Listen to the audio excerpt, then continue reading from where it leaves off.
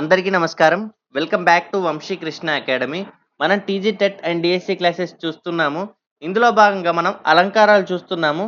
ఇందులో మనకు శబ్దాలంకారాలని మనం చూసాము ఆల్రెడీ ప్రీవియస్ క్లాస్లో. ఈ క్లాస్లో మనం అర్ధాలంకారాలు చూద్దాం. అయితే అర్ధాలంకారాలలో ఇది పార్ట్ 1, నెక్స్ట్ వచ్చే వీడియో పార్ట్ 2.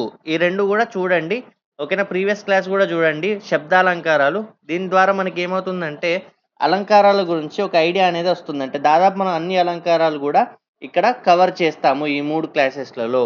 ఇక్కడ అర్ధాలంకారాలు అంటే ఏంటి అనంటే అర్థాల రమణీయకత వల్ల స్ఫురించేవి.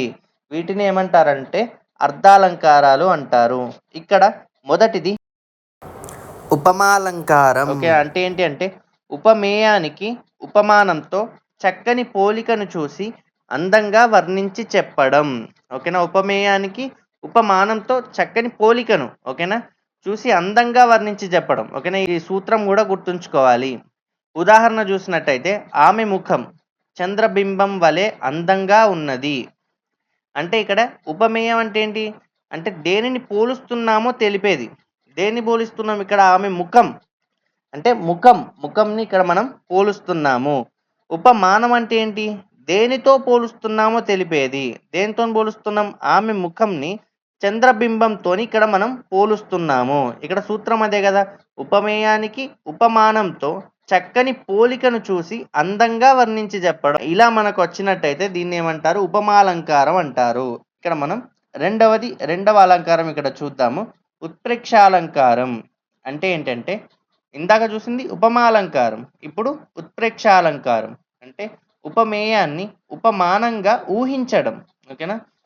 ఉపమేయాన్ని ఉపమానంగా ఊహించడం అంటే పోలికను ఊహించి చెప్పడం. ఎలా చెప్పడం? ఊహించి చెప్పడం. ఈ పదాలు కూడా గుర్తుంచుకోవాలి. ఊహించి చెప్పడం అంటే ఉదాహరణలు ఏంటి అంటే ఈ మేఘాలు గున్న ఏనుగులా అన్నట్టు ఉన్నాయి. అంటే ఊహించి చెప్పడం కదా. ఈ మేఘాలు ఎలా గున్న ఏనుగులా అన్నట్టు ఉన్నాయి. అంటే ఇక్కడ ఉపమేయం ఏంటి? మేఘాలు. ఉపమానం దేనితో పోలుస్తున్నాం? గున్న ఏనుగులతో పోలుస్తున్నాం. అంటే ఉపమానం ఏంటి? గున్న ఏనుగులు. అంటే ఊహించి చెప్పడమే కదా. ఈ మేఘాలు గున్న ఏనుగులా అన్నట్టు ఉన్నాయి. ఓకేనా. ఇలా వస్తే ఉత్ప్రేక్షాలంకారం అంటారు. తర్వాత ఇక్కడ రూపకాలంకారం. ఓకేనా. రూపకాలంకారం చూద్దాము. ఉపమేయానికి ఉపమానానికి భేదం. ఓకేనా. ఉపమేయానికి ఉపమానానికి భేదం ఉన్నా లేనట్లు చెప్పడం. ఉదాహరణ చూద్దాం. ఇక్కడ బతుకాటలో గెలుపు ఓటములు సహజం. అంటే ఇక్కడ ఉపమేయానికి ఉపమానానికి భేదం ఉంది. అంటే బతుకు వేరు, ఆట వేరు, కానీ లేనట్లుగా చెప్పడం. బతుకాటలో గెలుపు ఓటములు సహజం. అలాగే ఇంకొక ఎగ్జాంపుల్ చూస్తే ఇక్కడ నవ్వుల నావలో తుల్లుతూ పయనిస్తున్నాం. అలాగే ఇక్కడ ఉపాధ్యాయుడు జ్ఞాన జ్యోతులను ప్రకాశింపజేస్తాడు.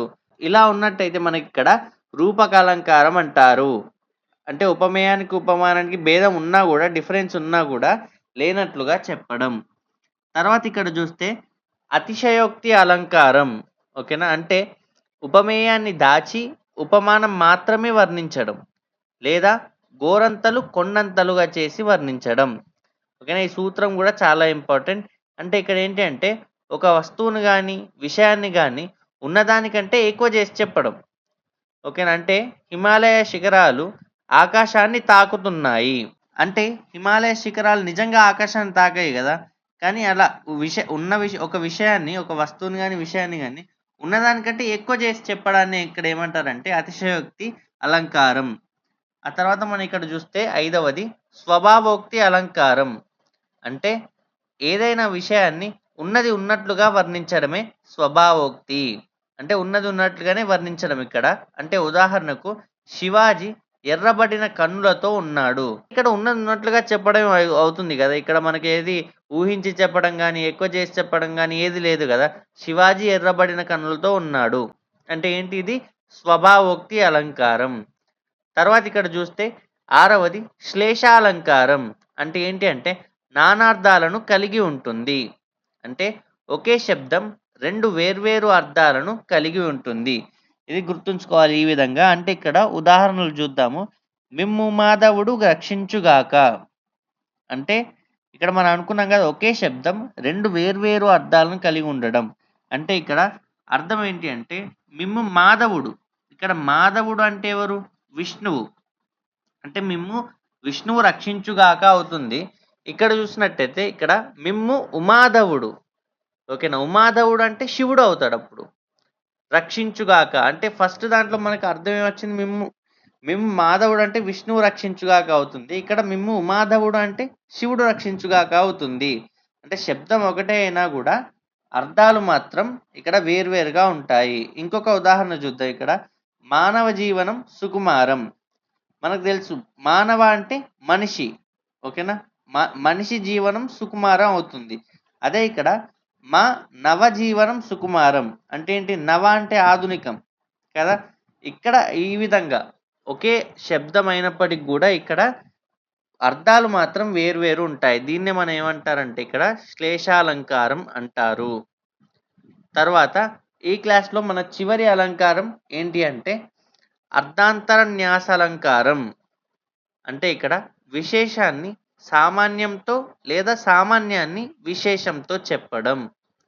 అంటే ఏంటంటే ఉదాహరణ హనుమంతుడబ్ది దాటెను. మహాత్ములకు సాధ్యం కానిది ప్రపంచమున కలదా? ఇక్కడ హనుమంతుడు అబ్దిని దాటడం విశేషం. మహాత్ములకు సాధ్యం కానిది ప్రపంచంలో లేదు అనేది సామాన్యం. ఇట్లా విశేషాన్ని సామాన్య విషయంతో సమర్థించడమైంది. కనుక ఇది అర్థాంతరన్యాస అలంకారం. ఈ విధంగా మనం ఈ క్లాస్లో 7 అర్థాలంకారాలు చూసాము. ఇక్కడ మనం ప్రీవియస్ క్లాస్లో శబ్దాలంకారాలు చూసాం కదా. ఇందులో 7 అర్థాలంకారాలు చూసాము. అంటే ఇది పార్ట్ 1. వచ్చే క్లాస్లో మనం పార్ట్ 2 అనేది చూద్దాము. పార్ట్ 2లో ఇంకా మిగిలిన అర్థాలంకారాలు కూడా మనం చూద్దాము. ఈ క్లాస్ కనుక మీకు నచ్చినట్టయితే ప్రతి ఒక్కరు కూడా ఈ వీడియోని లైక్ చేయండి. అలాగే ఇంకా ప్రిపేర్ అయ్యే వారికి షేర్ చేయండి. ఏమైనా డౌట్స్ ఉన్నా కూడా కామెంట్ రూపంలో తెలియజేయండి. మన ఛానల్ వంశీ కృష్ణ అకాడమీని సబ్స్క్రైబ్ చేయండి. So thanks for watching. Thank you so much.